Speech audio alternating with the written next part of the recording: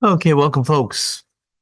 We continue in our Yom Kippur preparation, which is tonight, with the Mimer Hasidic discourse, Shuva Israel, Return to Israel. So, what we're explaining is that there's two paths in divine service that we engage in. Sumera ve'asei, remove yourself from evil and do good. And the two paths are connected with two names of God. Removing yourself from evil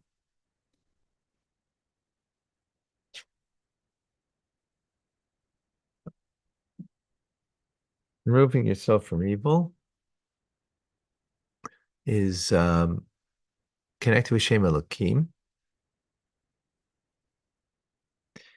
and which is power, strength, the name of power and strength, power of impact, which means in clothing yourself with.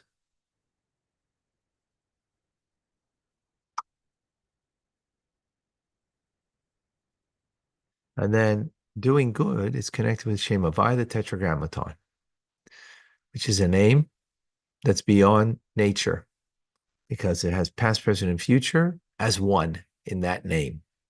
Haya Hoy Vevia, those words are from the same letters of Yud Ke Vav Ke that spell them out, past, present, or future, in one name representing God beyond. In the terminology of Chassidus, Elohim is mamale, fills the world, and Havaya is soivev, that encompasses the world. The metaphor for that is Ratzon, is will, as we expressed. We went into great length. Okay. So this is the connection of the divine service, remove yourself from evil and to do good, to the two names, Elohim and Havaya. Now, it's known that to remove yourself from evil also includes that you shouldn't transgress a positive commandment. In other words, for example, not to say the Shema or not to put on tefillin, right? Those are positive commandments. So generally they are of doing good, right? They're not turning away from evil, but it's the being careful not to transgress the positive commandments is also part of staying away from evil. Right? In other words, there's a positive component there, right? Fill out properly, for example. Or you don't put them on. I mean, yeah, put them on properly. And others to make sure. Others, it's being careful that you're doing the mitzvah, right? Being careful that you're doing the mitzvah properly, right? That's the idea, right? So it's included in Sumera. Now, in other words, there's good involved. Come and join us, Maisha.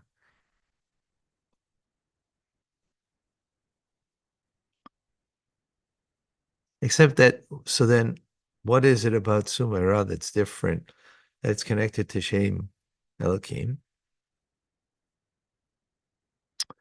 So what is it that you're being careful? Why be careful?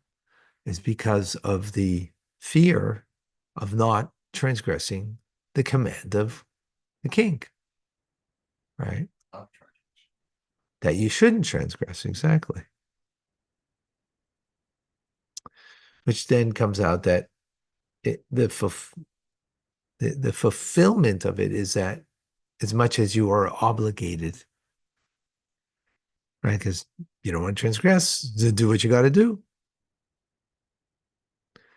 The novelty then of doing good, right? The other path of the Asay Tov, the novelty there then is that the fulfillment of your mitzvahs is not just because you must do it, right? Right. It's not only that you must do it.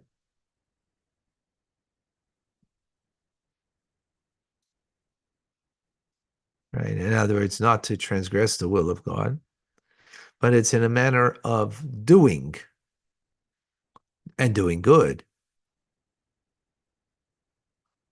In other words, there's an doing in doing. What's real doing? What's real doing? Effort, toiling. That's really doing, right? When you're not toiling, you're not really doing. So it's going to express itself, the Asay in the toiling and doing Torah mitzvahs. Which, what does that mean? That you're going beyond your comfort zone. You're going beyond what you're used to, right? Your nature, right? Is that clear?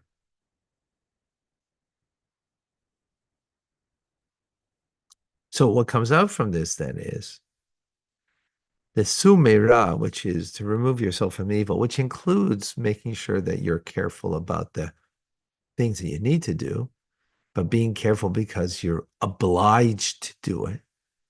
So oblige implies doing what, what you're compelled to do, right?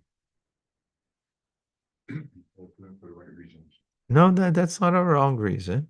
No, no, no, no, no. Okay. No, no, it's not. There's two paths, we said. There are two paths. So each path has its value. No, it's not a wrong reason. Right. Not at all. Okay. Um,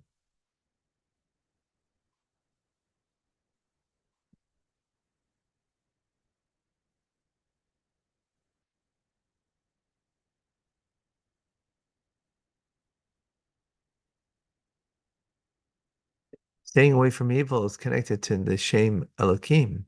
Is Shem Elohim a wrong thing? The wrong name?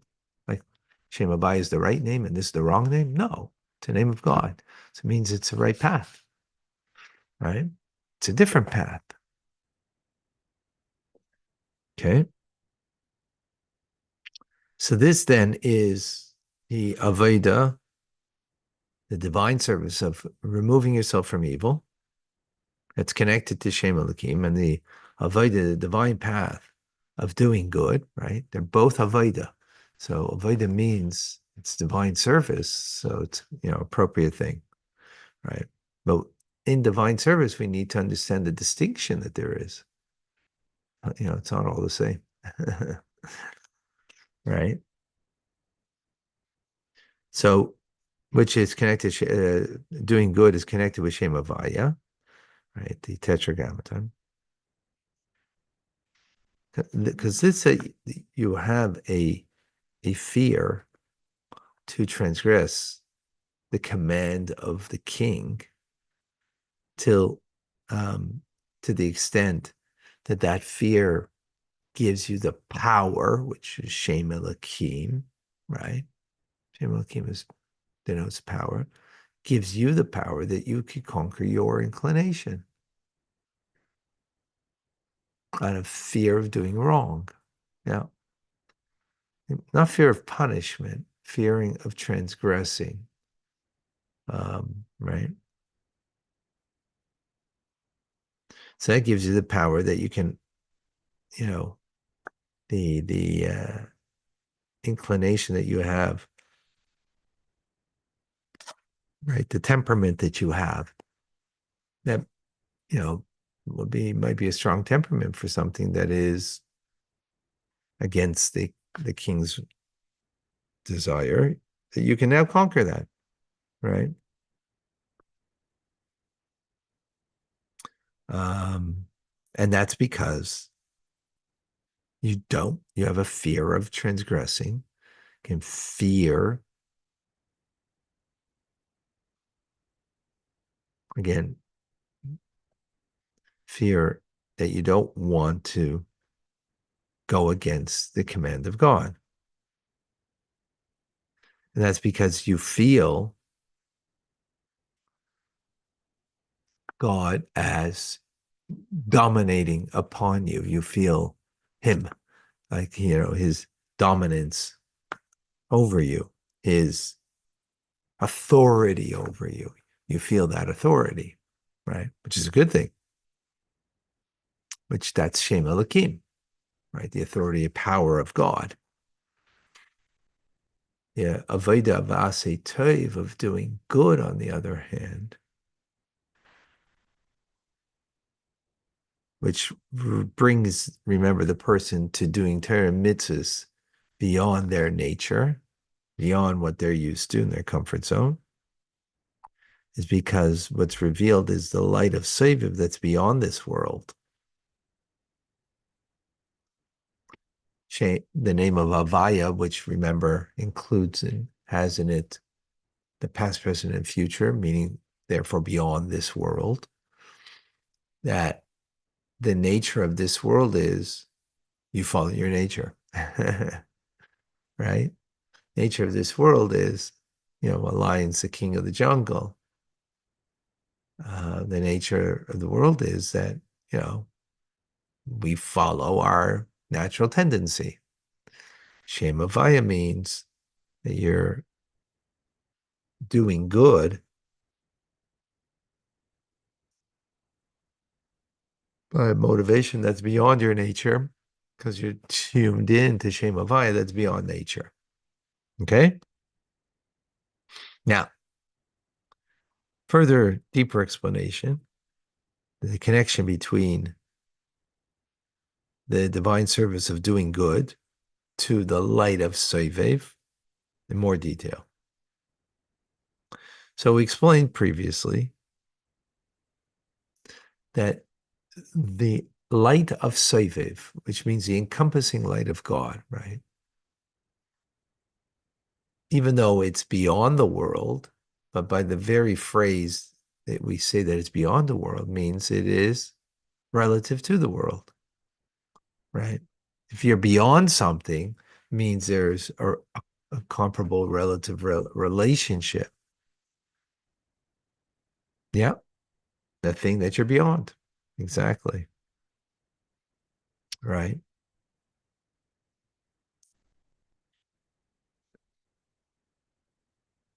Like to, like, just to put it into human terms, you can have,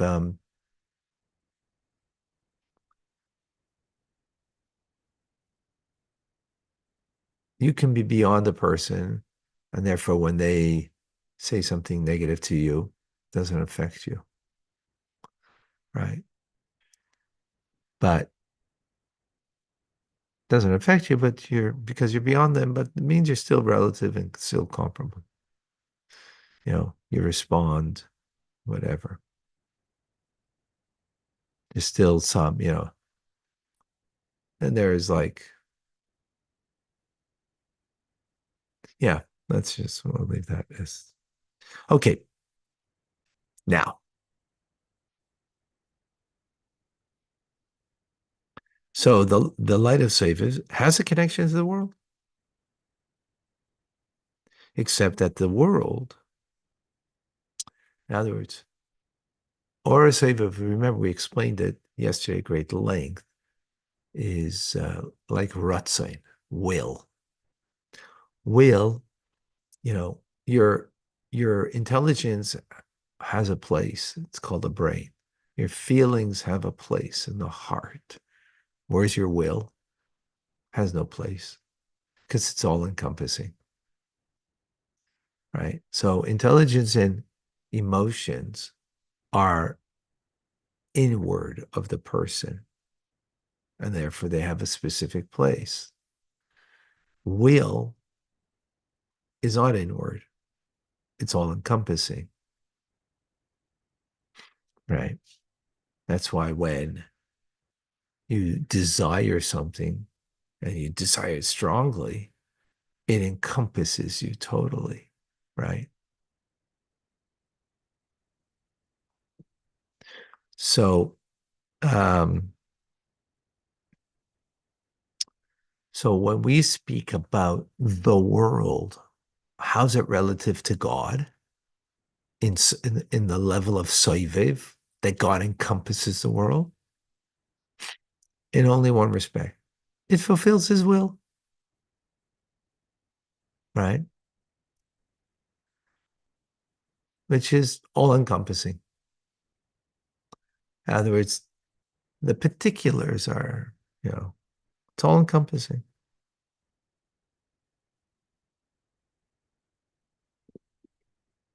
Um,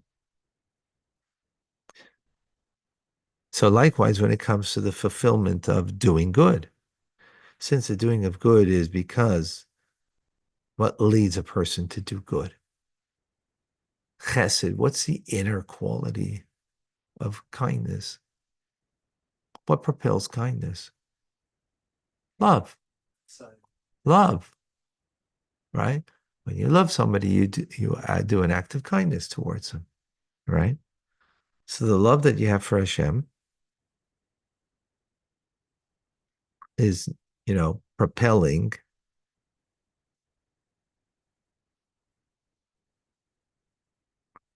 your love for Hashem and your desire to cleave to Him, right? So it comes out that this kind of service is pending on the individual and the fact of, and the mitzias and the being of you. I have love and I desire to cleave. So there's a me there that's being, to connect to Hashem, right? Is that clear?